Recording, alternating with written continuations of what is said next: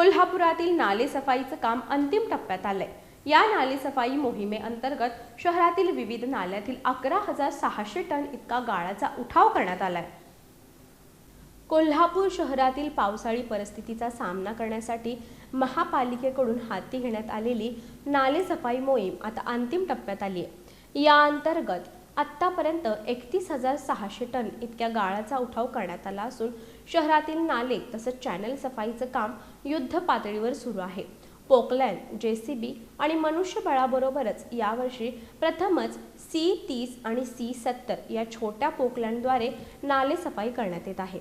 ही सफाई ज्या ठिकाणी मनुष्याद्वारे अरुंद नाल्यांमध्ये करणं अडचणीचं आहे अशा ठिकाणी याचा वापर करण्यात आहे। त्यामुळे यावर्षी अधिक प्रभावीपणे नाले सफाई राबवली जाते आहे। या मोहिमेअंतर्गत 3 पोकलेन मशीनद्वारे जयंती नाला, श्याम सोसायटी नाला आणि गोमती नाल्यातील काढलेल्या अंदाजे 10,000 टन गाळ्यांपैकी 7,500 टन गाळ उठाव करण्यात आलाय।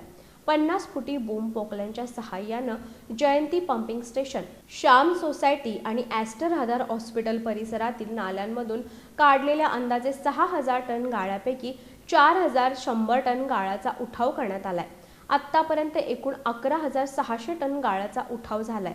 याशिवाय जेसीबीच्या सहाय्यानं शहरातील 206 ओढे, चॅनेल तसंच लहान नाल्यांपैकी 196 नाल्यांची सफाई पूर्ण करण्यात आली आहे। 50 कर्मचाऱ्यांच्या माध्यमातून 406 ओढे, नाले आणि चॅनेलपैकी 459 ठिकाणांची सफाई पूर्ण करण्यात आली आहे।